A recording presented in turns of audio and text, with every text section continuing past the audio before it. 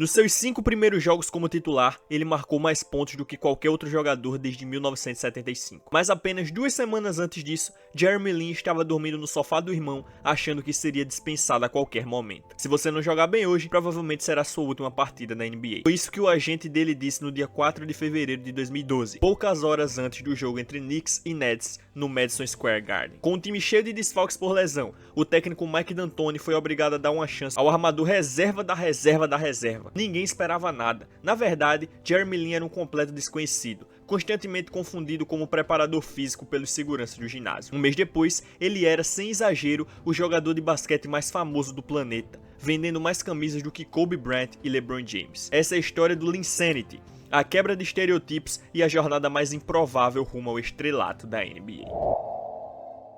O Jeremy Lin era tão ousado que na época que ele jogava no Lakers, ele simplesmente mandou o Kobe Bryant baixar a bola, que quem ia resolver a jogada era ele. Pô, se o vídeo desse japonês não merece o seu like, pô, não sei mais o que merece. Deixa o like no vídeo, me ajuda a bater 50 mil inscritos até o final do ano, camisa 30 tá quase 50 mil inscritos, então me ajuda lá. E cara, se você der o like, você pode também apertar no botão hypar, que ajuda demais no crescimento aqui dos canais menores. Sem mais enrolação, já deixou o like? Agora vamos pra história de Jeremy Lin. Só um detalhe, galera, eu gravei esse vídeo pedindo like antes de estudar pro vídeo, e o Jeremy Lin não tem descendência japonesa, é descendência de Taiwan, beleza? Agora mais sem enrolação, vamos pro vídeo. Jeremy Lin foi ignorado a vida inteira, por olheiros, técnicos, até pelos próprios pais. Ambos tinham apenas 1,67 de altura e nunca entenderam a obsessão do filho por basquete. Mas enquanto Jeremy tirasse boas notas, eles deixavam ele jogar. E como ele amava jogar, as boas notas sempre vieram junto. Com o tempo, Jeremy ficou muito bom no que fazia. No último ano do ensino médio, teve médias de 16,4 pontos, 4,5 assistências e 2,4 roubos de bola por jogo,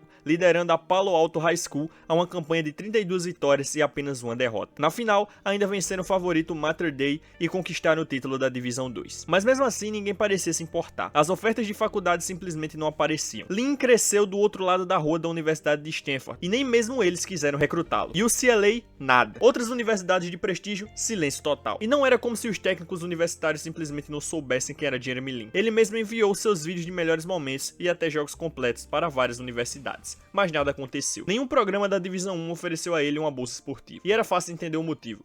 Jeremy era classificado como um recruta de apenas 2 estrelas, ocupando a posição de número 426 no ranking nacional. Tinha 1,85 de altura, mal passava dos 77 quilos e, segundo os olheiros, não era atlético o suficiente. E por fim, embora ninguém dissesse isso em voz alta, ele era asiático. He's Asian kid and he's not 7 foot tall. You don't see a lot of Asian point guards making in Division I basketball. Armadores brancos e magros já sofrem com estereótipos, mas para jogadores asiáticos o preconceito era levado a outro nível. Nenhum armador asiático jamais teve um papel relevante na história da NBA. E Jeremy Lin enfrentava comentários racistas desde cedo, vindos de adversários, torcedores e até treinadores. Ele sempre era visto como o elo mais fraco, mas sua confiança nunca balançou. Foi só quando o viram dominando jogadores da Divisão 1 no torneio AAU que seu talento finalmente chamou a atenção. Os técnicos de Harvard perceberam o potencial de Jeremy e decidiram oferecer uma bolsa. O programa de basquete de Harvard estava longe de ser forte e a universidade estava desesperada por talento. Além disso, Lin era um excelente aluno, com média 4.2, o que combinava perfeitamente com o perfil acadêmico da instituição. Mesmo assim, no primeiro ano, Jeremy era fisicamente o jogador mais fraco do time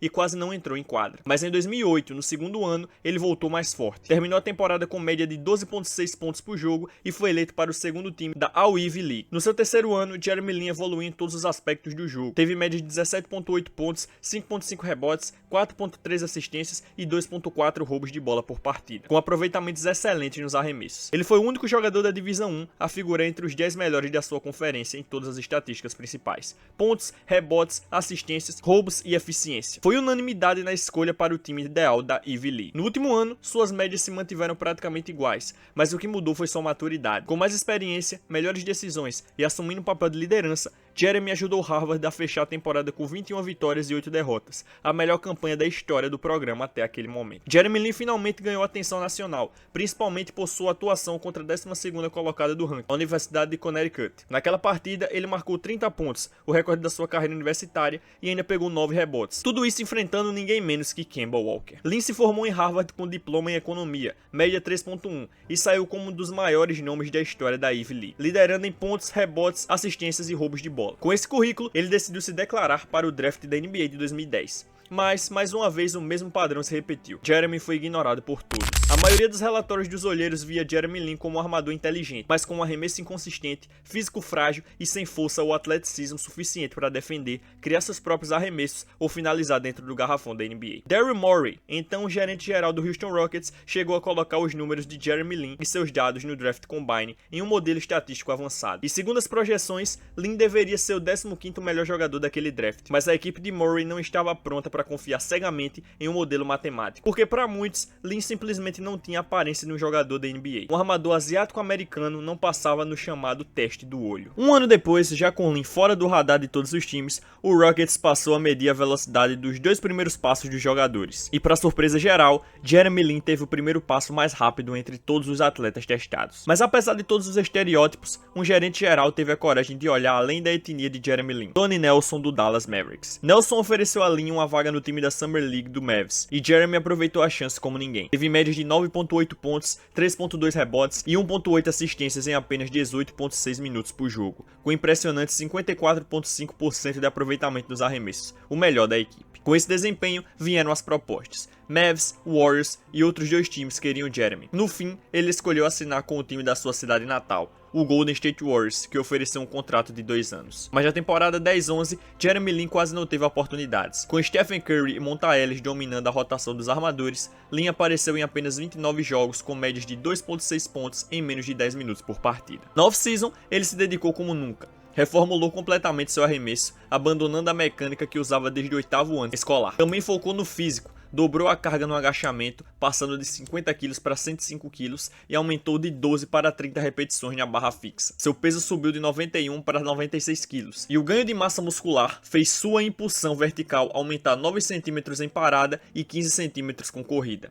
Até sua agilidade lateral teve melhora de 32%. Mas apesar de toda essa evolução, o timing não jogou a seu favor. Durante o lockout da NBA, Jeremy não teve chance de mostrar seu progresso ao novo técnico do Warriors, Mark Jackson. E no primeiro dia do training camp, o time decidiu dispensar Lin em seu contrato de $800 mil para liberar espaço no teto salarial. 3 dias depois de ser dispensado pelo Golden State, Jeremy Lin foi contratado pelo Houston Rockets. Mas antes mesmo do início da temporada, o Rockets também o dispensou. No dia 27 de dezembro de 2011, após lesão dos armadores Iman Shumpert e Baron Davis, o New York Knicks decidiu apostar em Lin, mais como uma medida de emergência do que como um plano real. Ele seria apenas o reserva dos reservas, vinha atrás de Tony Douglas e Mike Bibby na rotação. Mas Jeremy já estava acostumado a ser ignorado, e mesmo assim continuava trabalhando como se fosse o dono do time. During practice, Jeremy would stand right beside me on the side of the court and not really get in even in practice. He was just there in case one of these guys got hurt. Era sempre o primeiro a chegar no centro de treinamento e o último a sair. Ainda assim, nos seus 9 primeiros jogos pelo Knicks, teve médias de apenas 6 minutos por partida. Até que, por pura necessidade, o técnico Mike D'Antoni resolveu arriscar. Com o time afundado em uma campanha de 8 vitórias e 15 derrotas,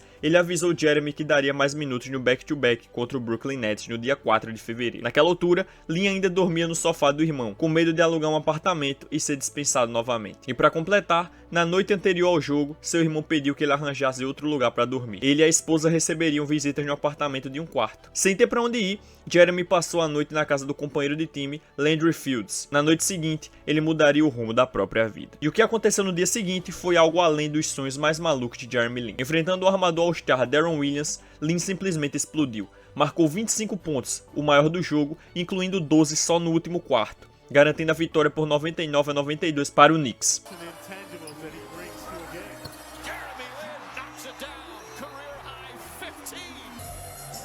Looking to penetrate, pull-up jump shot. It's good. Jeremy Lin, a 3 for 14. Lin to the basket, reverse layup. He puts it in. Clock at 8, splits the defense again. Gets to the rim, puts it in, and a foul. Wow. Again, the crossover, the basket, puts it up, puts it in. Naquela noite mágica no Madison Square Garden, Jeremy acertou 10 de 19 arremessos, distribuiu 7 assistências com apenas um turnover, além de 2 roubos de bola e 5 rebotes. Foi a noite perfeita, mas por trás do conto de fadas existia uma pressão enorme. Como o próprio Lin disse depois, minhas costas estavam contra a parede. Aquilo era tudo ou nada para mim. Meu agente me ligou antes do jogo e falou: se você não jogar bem hoje, provavelmente vai ser seu último jogo na NBA. Ele não só jogou bem, ele começou a escrever uma das histórias mais incríveis da história do basquete. A partir dali, nascia a Linsanity. No jogo mais importante da sua vida, Jeremy Lin brilhou como nunca, mas aquilo era só o começo. Na partida seguinte contra o Utah Jazz, o técnico Mike D'Antoni decidiu colocá-lo como titular, só que o cenário estava longe do ideal. Carmelo Anthony deixou o jogo com apenas 5 minutos por causa de uma lesão, e Amar'e Stoudemire estava afastado após uma tragédia familiar. Sem suas duas principais estrelas, ninguém achava que o Knicks teria a menor chance de vencer. E foi aí que entrou em cena Jeremy Lin, o armador asiático, terceira opção do elenco, que parecia ter sido tirado de um filme. Liderou todos os pontuadores com 28 pontos, acertando 10 de 17 nos arremessos, além de 8 assistências e 2 roubos de bola. Jeremy cometeu 8 turnovers, mas ninguém ligou. O Knicks venceu. Lin gets around Jefferson, looking and banks it in. Here comes Fields. Fields to Lin. Lin reverse, banks it in. Then when you can overcome all of that and become a champion. Lin banks it in and a foul. Jeremy Lin on the drive, right to the basket. Done a good job on Lin. It's that crossover move. Back to Jeffries. Lin with a jump shot. Knocks it down. Lin splits the defenders, gets inside. Lefty layup, puts it in. Head to Shumpert. Back to Lin. Lin gets hit, puts it in, and a foul. Lin gets inside again and gets the layup. Lin on the drive. Flips it up, banks it in, and a foul. Flips it up. Chandler keeps it alive. Lin has to put it up. A three-pointer as the shot clock expired. Apesar da reviravolta inacreditável vinda da fonte mais improvável possível, muitos ainda duvidavam. Diziam que qualquer um podia ter 2 jogos bons seguidos. Mas então, Jeremy Lin fez de novo. Dessa vez o desafio era enfrentar outro armador All-Star, John Wall, considerado por muitos o jogador mais rápido da NBA na época. Lin respondeu à altura com 23 pontos, 10 assistências e 9 acertos em 14 arremessos. E claro, mais uma vitória do Knicks. A essa altura, Jeremy Lin já era um fenômeno nacional. A palavra Linsanity já havia sido cunhada pela mídia americana, e o mundo começava a prestar atenção. Mas antes do próximo jogo contra o Los Angeles Lakers, uma das maiores estrelas da NBA resolveu ignorar o momento de Lin. Kobe Bryant foi questionado sobre o novo armador sensação do Knicks e praticamente o descartou. I don't even know what he's done. Like, I have no idea what you guys are talking about. I'll take a look at it tonight. Who is this kid? Yeah, I've heard about him, stuff like that, but I don't know what's the Mas depois daquele jogo, Kobe Bryant com certeza passou a saber muito bem o que era Linsanity. Jeremy Lin simplesmente destruiu o Lakers com a melhor atuação da sua carreira. 38 pontos, acertando 13 de 23 arremessos, além de 7 assistências e 2 roubos de bola. Lin superou o próprio Kobe no placar, 38-34, e ainda cravou uma bola de 3 na cara da defesa, bem em frente ao banco do Lakers para selar a vitória. The Laker front line when he penetrates. Lin shot, knocks it down. Lakers the one shot. Lin will shoot again, knocks it down. Lin puts it up, puts it in. I like this. Lin picks it up. Lin drives in and lays it in. Development, he'll get there quicker. Knocks it down and a foul. Tough turnaround shot, gets to the goal. On the floor. Lin likes the open floor, spinning, puts it up and banks it. Lin gets inside, flips it up and in to 3.5. Lin on the drive, banks it in. Out to Lin. Lin fakes, pull-up jump shot, knocks it down. Crowd wants him, puts up the two-pointer, puts it in. Jeremy Lin with 31.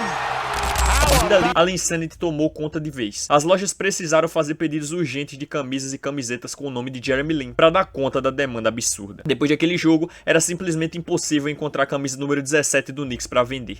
Ninguém, absolutamente ninguém, poderia prever que o jogador que nem sequer estava no elenco no início da temporada se tornaria o mais popular do time. E o mais impressionante, Jeremy não parou por aí. Após o jogo contra o Lakers, Jeremy Lin continuou em chamas. Marcou 20 pontos em mais uma vitória, dessa vez contra o Minnesota Timberwolves. E poucos dias depois, brilhou novamente com mais um duplo-duplo. 27 pontos e 11 assistências contra o Toronto Raptors. Mas foi o momento final dessa partida que realmente mostrou quem Jeremy Lin havia se tornado. With the ball in his hands. Lin for the win! Got it!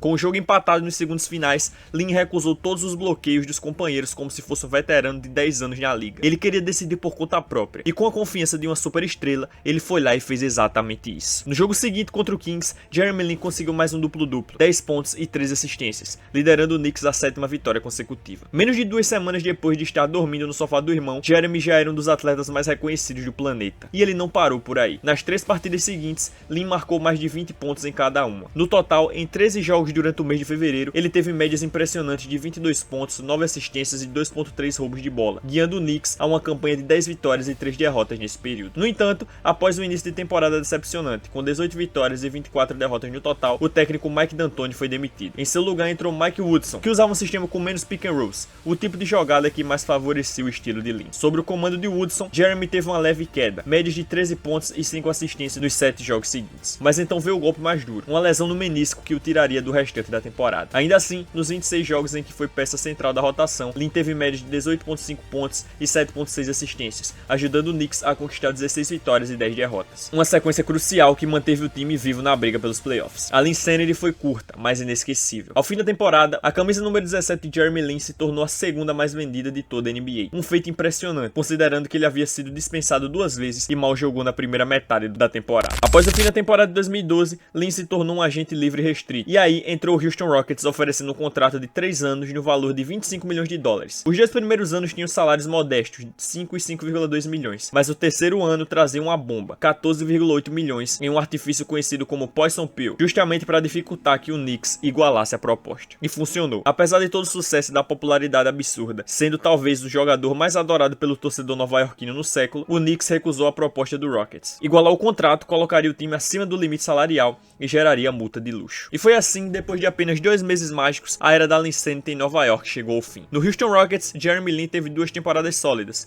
mas longe do brilho da Linsanity, com média de 13 pontos e 5,2 assistências, 44% de aproveitamento nos arremessos e 35% nas bolas de 3. Lin teve que se adaptar a um papel secundário jogando ao lado de James Harden, um dos jogadores mais dominantes com a bola nas mãos, e dadas as circunstâncias, foi provavelmente o melhor que ele poderia ter feito. No entanto, o fenômeno Linsanity nunca mais se repetiu. Depois de deixar Nova York, Lin passou por outras equipes e jogou por mais 7 temporadas na NBA, com média de 12 pontos e 4.3 assistências, até se aposentar da liga aos 30 anos, principalmente por causa de lesões persistentes no joelho. Mas antes de sair, ele viveu um momento de glória. Conquistou um título da NBA com o Toronto Raptors em 2019, tornando-se o primeiro asiático-americano campeão da NBA. Após a NBA, Jeremy Lin continuou jogando profissionalmente na China e Taiwan, país de origem dos seus pais, onde segue atuando até hoje aos 36 anos. Mesmo que sua carreira após a Linsanity possa parecer modesta, Jeremy Lin será para sempre um campeão do povo, especialmente para os asiáticos ao redor do mundo. Porque embora Yao Ming tenha sido o primeiro grande astro asiático da NBA, ele era um fenômeno físico, com 2,29 de altura. Já Lin quebrou barreiras de outra forma, não com altura, mas com coração, coragem e resiliência. Foi ele quem verdadeiramente moveu a cultura, desafiou os estereótipos e mostrou que qualquer um de qualquer origem pode brilhar no maior palco do basquete mundial. Jeremy Lin nunca gostou da Linsanity, nem dos holofotes, nem da fama repentina que ela trouxe. Mas para os nova-iorquinos, para a comunidade asiática e para milhões de fãs de NBA ao redor do mundo, aqueles 2 meses mágicos jamais serão esquecidos. Foi uma das histórias de superação mais incríveis da história do esporte. Um verdadeiro conto de fadas moderno, em que o improvável virou realidade diante dos olhos de todos. Porque por um breve e inesquecível momento, Jeremy Lin dominou o mundo.